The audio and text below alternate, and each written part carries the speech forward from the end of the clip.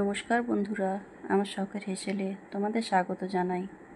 আজ একটা আদিবাসী বা গ্রাম্য জীবনের যে সমস্ত রান্না হয়ে থাকে সে একটা রান্না তোমাদের কাছে তুলে ধরছি। এটা হচ্ছে গুগলি। অনেকেই হয়তো নাম শুনলে নাক সিটকোন, কিন্তু গুগলি খেলে এর প্রচুর উপকারিতা রয়েছে।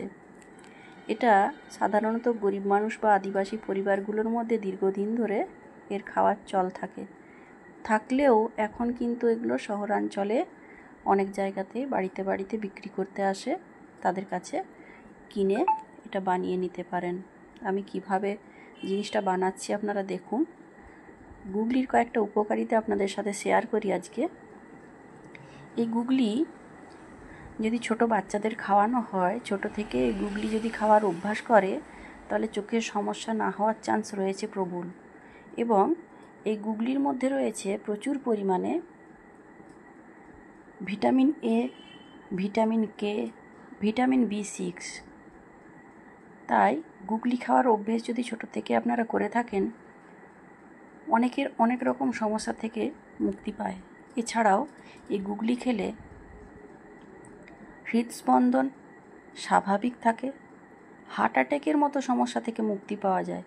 জিনিসটার দাম কম হতে পারে, কিন্তু এর উপকারিতা প্রচুর।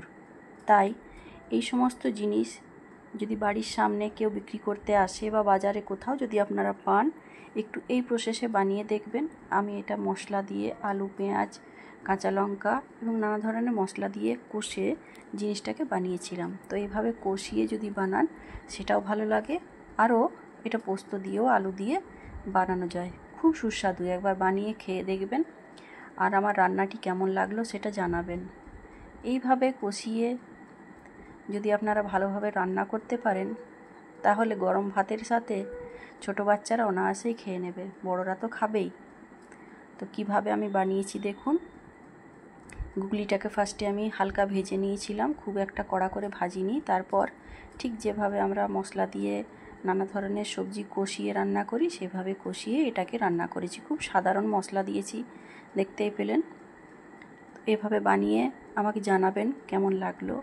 আর আমার রান্নাগুলি যদি আপনাদের ভালো লেগে থাকে, তাহলে আমার চ্যানেলটির পাশে থাকবেন, লাইক সাবস্ক্রাইব করে আমাকে এগিয়ে নিয়ে যেতে সাহায্য করবেন।